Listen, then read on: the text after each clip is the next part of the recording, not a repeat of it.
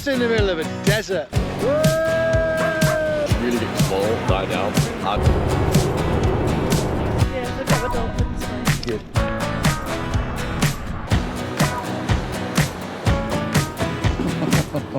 Hello folks, how are you all doing? Well, first off the bat, I feel very, very out of practice because I haven't spoken to the camera for a couple of weeks, it feels like. So I'll try not to waffle, even though you know that's probably impossible for me. We are in Tamraght, which is about 20 minutes north of Agadir on the coast here. Agadir is a very touristy place. We've actually just driven there today to pick something up, and yeah, it's very different. Doesn't feel like Morocco. But here in Tamraght, the reason we're here is I put out a cry on Facebook looking for other teenagers for John to surf with, and we found one. A lovely lady called Jazz. She's here, single mum, with her son, 14-year-old. They are English, they live here, and he just surfs every day. This kid is like pro level, he's incredibly good. So John is hanging out with him every day, and they are down the beach right now over there surfing, and that's all they do, and it's wonderful. And I feel bad I'm going to drag him away tomorrow. We're moving on down the coast, but we will come back. But he loves it here. He's got a wild, free life here. His mate comes and picks him up because it doesn't matter here. They're 14 years old, but they can drive a motorbike. And he comes and picks him up on the motorbike. They go off to his house, hang out, cook food. And what's best is no computer games or anything like that. Nothing like that is involved. They go out to the local shops, buy chicken, and then they go back to the house and cook and make wraps and juggle and play Diablo and things like that. Then they go surfing or to the skate park. There's skate parks everywhere. It's just brilliant, a wild, free life. If you're my sort of age, the kind of life you had when you were a teenager, that the teenagers of today don't do. Going wild. Remember, we used to go off on our bikes for like an entire day and just disappear. And that's what John's doing here. I don't see him all day. He just pops his head in every now and then to take his wetsuit off. He says, oh, we're going to the skate park now, bye, boom, and he's gone again. I give him, you know, £5 worth or equivalent of. And he goes and gets himself food, and it's just got a wild life, and it's so amazing for him. I'm going to take you for a little walk around down here because we are leaving tomorrow. We've been here for about a week, and I know I shouldn't, but I feel guilty that I haven't filmed anything. But we've just slotted into a life here. I just got used to our surroundings, and I don't feel like getting the camera out. It's just our time, and I'm enjoying it. But we are leaving tomorrow. So I'm going to get you some footage. We're going to have a little walk around and show you some of the sights. First of all, I think I'll take you down there where John's surfing. But up behind me here, there is a skate park there, just over there. And then just behind that is just this area where there's a few vans that park for free. There is a campsite over there, but it's the most expensive one in the whole of Morocco, it seems, which would cost us a whopping, I think, £15 a night, and we're just not prepared to pay for that when we can just stay for free there. We built this van to be off-grid. It is off-grid, 150 litre water tank. We're fine for water. Plus there's guys up here with a hose pipe that'll fill it up for you if you want. And we've got all the power we'll ever need. So it is fantastic. There's a little corner shop down here where we're getting our bread and eggs and things like that we need to survive. These are some of the lovely little restaurants we sit and eat in. But I will take you for a little look around there in a minute. First of all, let's have a look down this beachfront.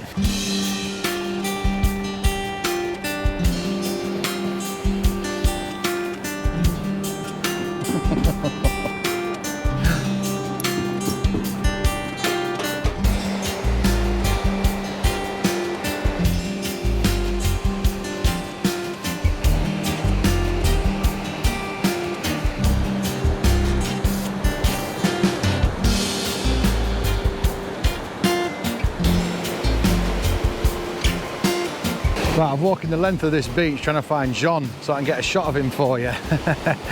There's surfers everywhere, not as many as there normally is, I must admit, but I think I've just spotted him out there. What I'll have to do is use my phone to zoom in and get some shots for you. I'm pretty sure that's him.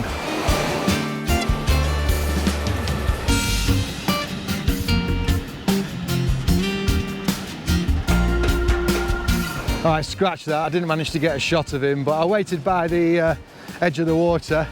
There he is, look. He's officially a surfer dude now. There's no two ways about it. So he's going to keep doing that. I will get some good shots of him at some point, but he's getting better and better all the time, hey mister? Yeah. Absolutely loving life. Right, I will show you a bit more around this area before we pack up tomorrow, promise.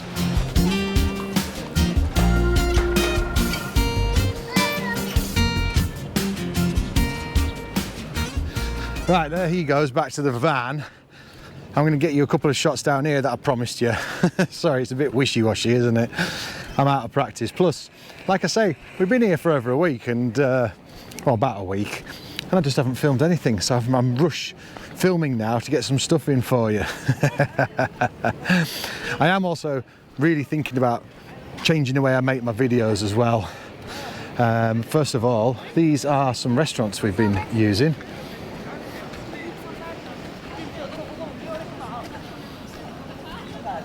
As you can see, the location is ridiculous. I'm not going to go into the restaurant and film right now because obviously we're not eating in there. If we do eat in there again, I'll take you with us. But if I can get around here and show you where that restaurant sits, yeah, look here. So this is where we sit and eat sometimes.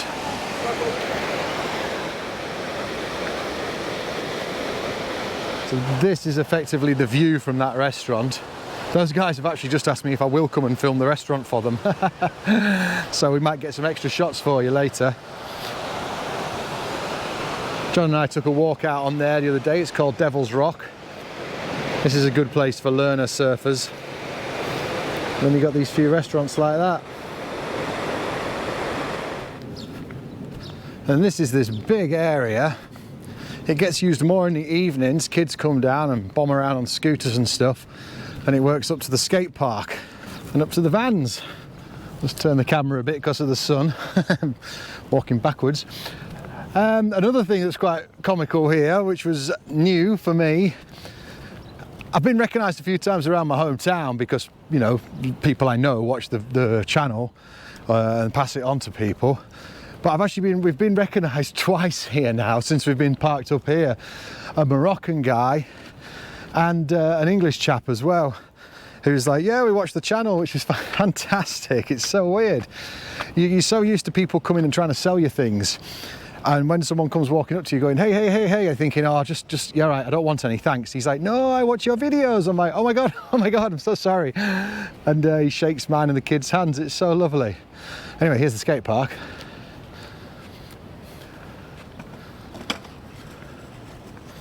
What I wouldn't have given for something like that in my hometown when I was younger. God, they've got one now. It's too late now. Although saying that, I did have my skateboard out here the other day and I had a good old go. I might show you at some point. We'll see how I feel. And then just over here is where we're parked up. So it's nothing fancy. It's not like some of our glamorous places next to a beach, but it's got a bit of community, you know? Quite a few people around and it's just convenient.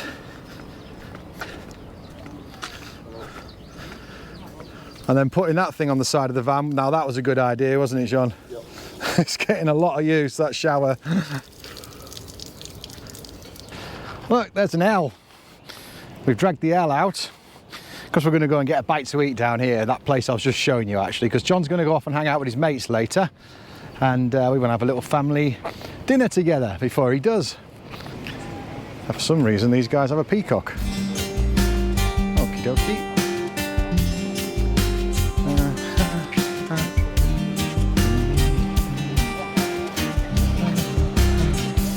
Hello. Ah, thank you.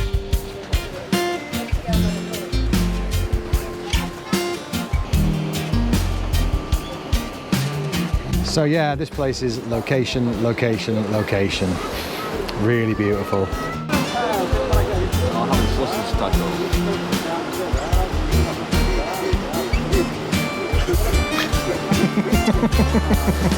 When the wave was just really getting small, died down, I tried that and it worked. I got a bit more. Cool.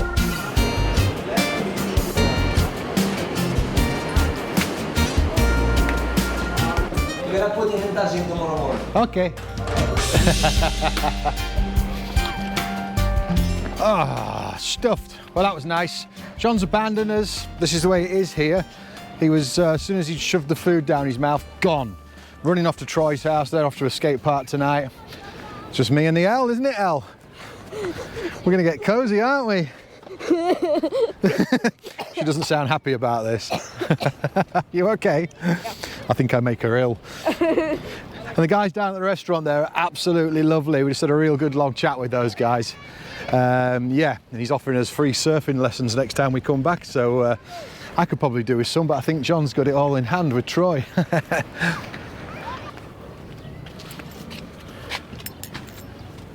Hey mate. Well, I was going to end it there today, to be honest with you, but I thought I'd just show you around this place, what it's like at sunset. It's beautiful.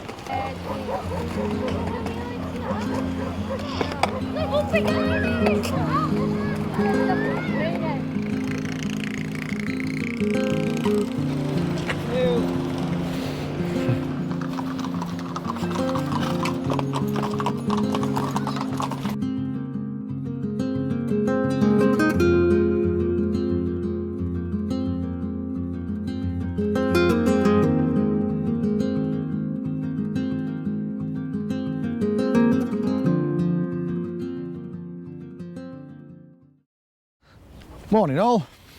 It's another glorious day, of course. I think we're looking at about 25 degrees today, which is not too bad. That's just pleasant. We are heading south. We're going to head towards Agadir. Finally, yes, I know I've been saying it for ages. We're first of all going to go to the vets. Mittens has got some little spots and scabby bits on her back. Now this is something, for those who know, she was a rescue cat, and when we first got her, she was kind of near death's door, but the rescue people had brought her back to health, and then she came to us.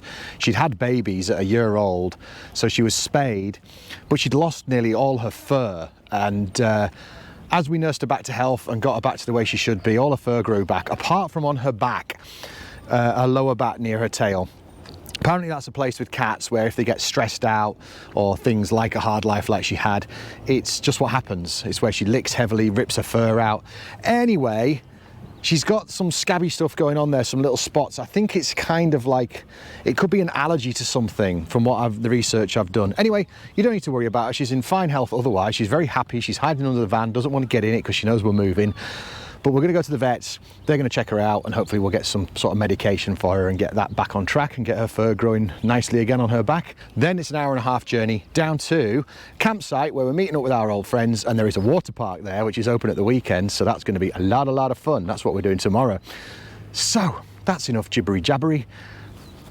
Time to get this show on the road. Let's go. Is the cat in? Yeah. Yeah? Yeah. Fantastic.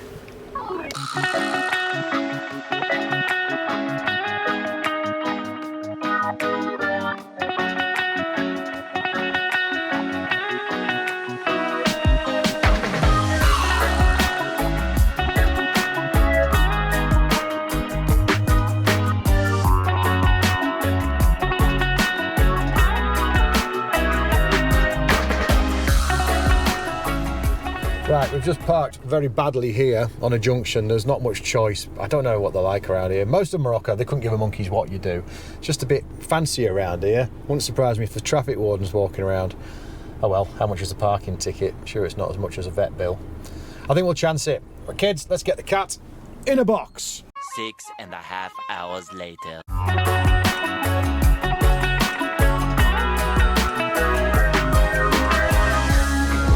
So, it's near the end of the day. Sorry folks, you had to miss out on all that because it was hectic to say the least. Successful all round. We waited in the vets for a very long time because she was off doing something else, and then she eventually arrived. We have got some pills to break up intermittent food and advice on how to proceed. She says she believes it's just to do with the fact that it's Morocco. There's so many little pests and mites and things around here, and maybe she just got a bit of an allergic reaction. But anyway, we've covered all bases, and hopefully we'll get her better within the week. If not, we were allowed to consult the vet again, and we'll take it from there. But otherwise, Mittens is fine in herself. For all of you out there who worry about her daily, she's absolutely fine in herself. She's just got a bit of fur that she's pulled off her back from licking intensively. We went to the turbo specialist and they were absolutely lovely. The people in this country are so nice. They are so blooming lovely. 3 young lads came pouring out, they straight into the engine, trying to sort out whatever they could. And I said, it's okay, we're not under pressure. I've got to go and meet some people today. How about I come back in a couple of weeks? And they were like, yeah, sure, no problem, whenever. And they're just so pleasant. Can't say it enough. And now we're on the road to this campsite where there's a water park. And you know how it works, don't you? I always feel like I'm going to get there and film it and show you stuff. I probably won't speak to you for days, will I?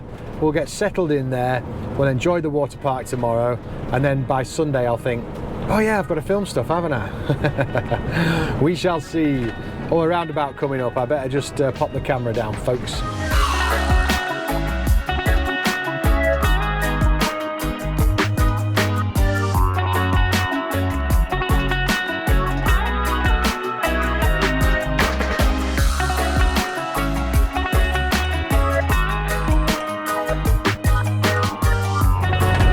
I love driving in this country.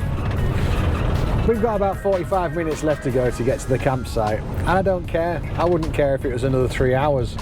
I just love driving here. It's just something, I don't know how to put my finger on it. It reminds me a lot. I've been in Thailand, but I didn't really drive there. I had a motorbike on the island, but not driving on the mainland. But it reminds me of being on buses and other people's cars on the mainland, from what I remember. Just chaos. I just love the chaos. It's madness, but no one's angry, no one's upset. Everyone's just getting on with it. And it works. It's fine. It's not stressful. It's pleasant. I'm driving along with a smile on my face, watching the comedy happen, and whatever unfolds, you know? It's just fantastic. I love it. As opposed to driving in the UK, where there's all the rules and regulations and straight lines and follow that arrow and do as you're told, and everyone getting grumpy at you if you don't follow the straight line or do what the arrow says. Or back in my hometown, and I know there's a lot of you watching, there is a Facebook group where people seem to enjoy taking photographs of other people's cars when they haven't managed to park in between the lines that somebody painted on the road. Does nobody else find that completely insane? I just find it utterly bonkers. I can't wrap my head around it. That's how they spend their days. Imagine that here, or Thailand, or when I lived in Malta and places like that. In Malta, you could be in traffic and the person in front of you would just put their hazard lights on, stop, and get out and go and buy their morning paper. And you just have to sit there and wait. Nothing you could do about it. But no one got angry. Everyone just is chilled. Everyone just gets on with it. It's just life. It's fine. No one's in a hurry. It'll just happen when it happens. I love it so much. It really suits me so much more, this sort of country. It really does.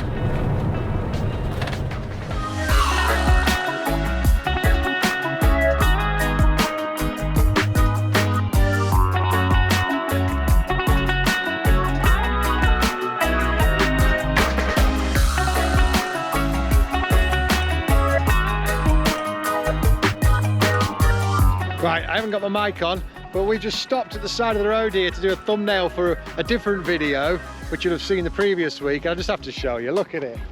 We're just in the middle of a desert. I absolutely love it. Just this lonely road. Feels like something out of a movie. Look at this, hardly anyone out there, just us.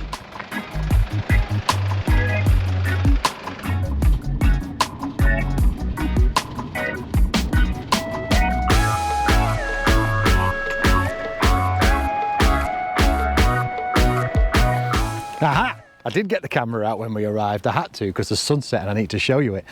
So we've got our friends here in the big blue truck. We've got our other friends in that massive motorhome there. They've got a YouTube channel actually, Beeb's Beat, I think. I'll have a look for you and put it in the description. But look at this. Let me show you where we're at. There's the van. There's an L. And then we can look out here and there is a beautiful sunset.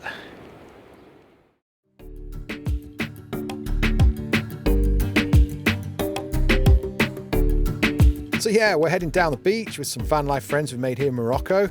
It's always a bonus when there's some other adults for me to chat to and someone for the kids to kick about with. You get a little crew going, and these kind of moments, they just sort of happen when you're not on a schedule. And yeah, John's back on his board, practicing, wiping out, getting better. I reckon he learned a lot more from that than he would sat in a classroom every day. Then back at the van, John has made dinner tonight. Asian chicken and vegetables in wraps. He's really getting into this cooking lately, and honestly, he's absolutely smashing it. One less job for me to do, which is always a bonus.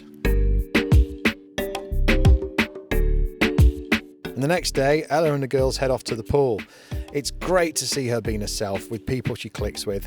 This lifestyle gives them space to grow into who they actually are, not who they're told to be. And then I jumped on the electric bike with Linda, Billy and their youngest for a quick trip down the local town.